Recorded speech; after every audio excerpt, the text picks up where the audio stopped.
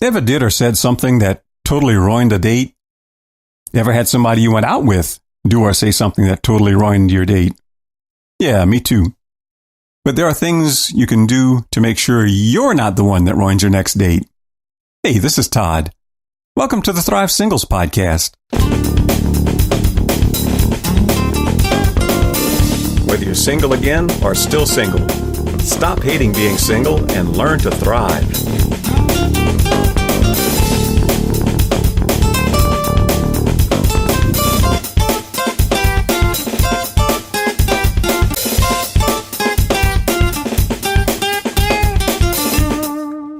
And welcome back to another week of the Thrive Singles Podcast. Here's where whining and complaining about single life get thrown out and replaced by growth and thriving.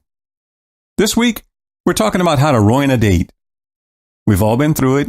Either you or somebody you went out with totally ruined the evening and left you wondering whether going on dates was really a good idea or not. And there are hundreds, maybe thousands of ways to ruin a date. Here are a few of the more common mistakes you can easily avoid.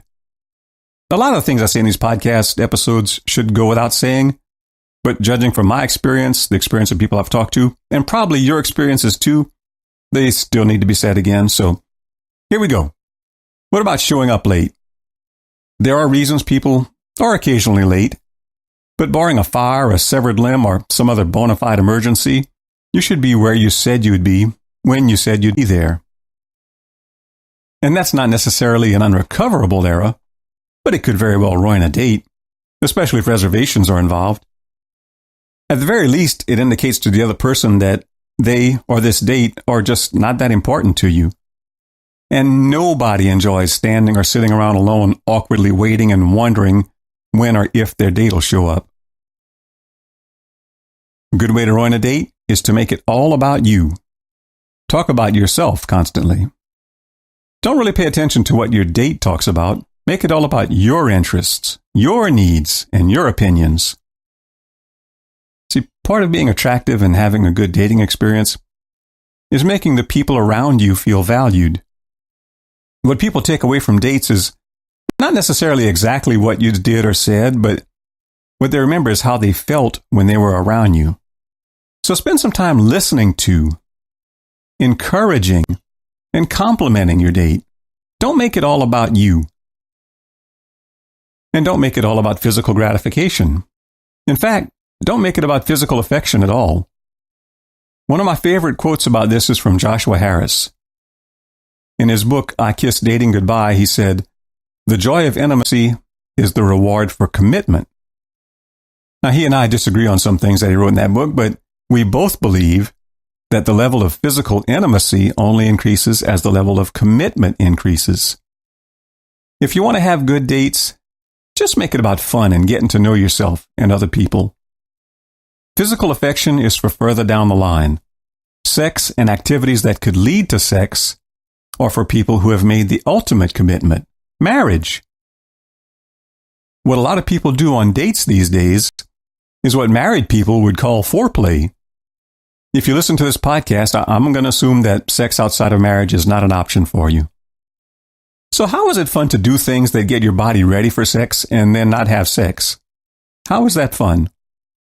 Don't ruin your dates by making them all about gratifying your needs for physical affection. Make your dates all about good conversation, fun activities, and learning. And speaking of your needs, that's a great way to ruin your dates. Make dating all about your needs.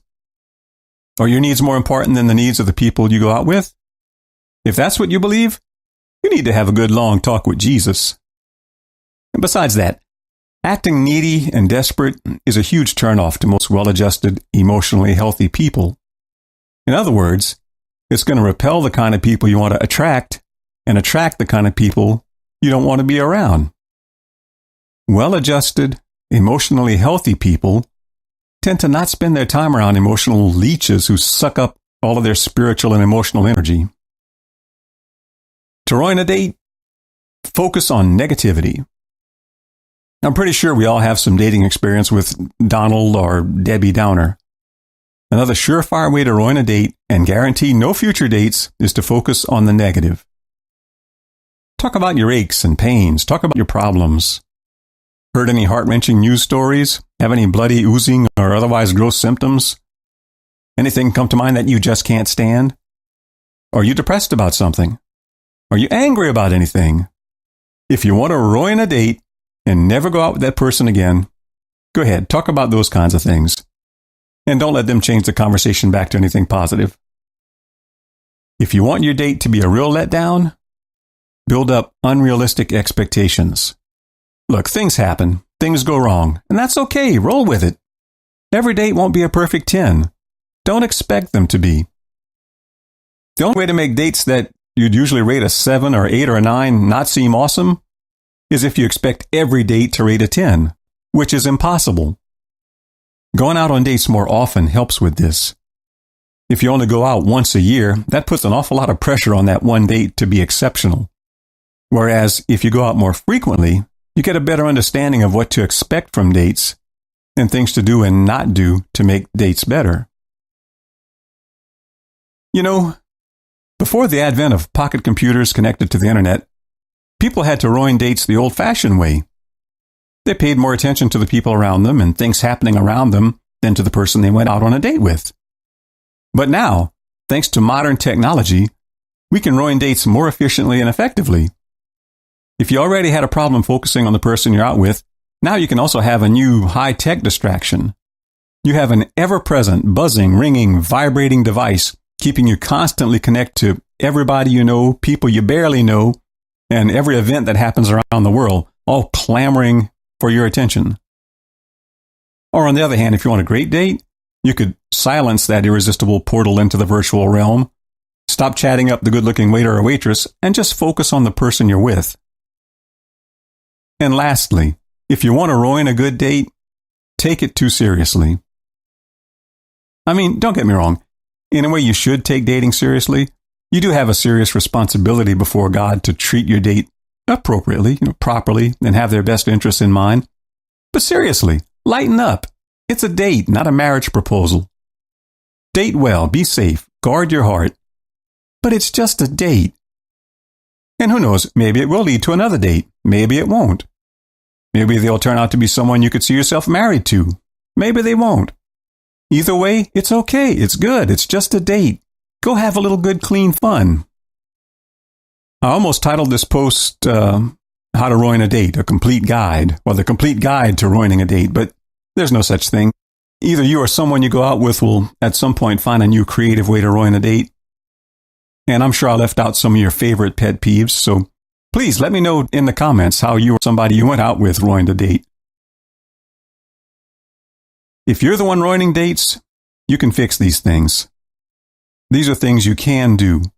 They just require some changes in attitude, which is something you can change. You can be more punctual, less self-centered, more positive, and keep things more in proper perspective.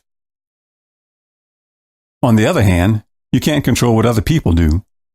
If you go on a lot of dates, that's a good thing, but understand, you will have dates ruined now and then by self-centered people, negative people, people with inflated expectations, or people who use other tried and true methods or invent new creative methods to ruin a date.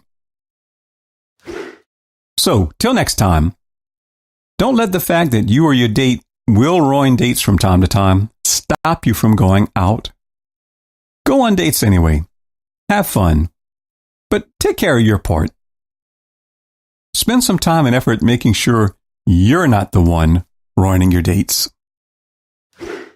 I hope you enjoyed this week's podcast. See you next week. Till then, be sure to subscribe and go check out my extensive archive of past posts at thrivesingles.com. And thrive on. Whoa, thrive. Yeah, come alive. There's more to life. You gotta grow. You gotta thrive. Whoa, whoa, you gotta thrive. There's more to life than to just survive. You gotta grow, you gotta thrive.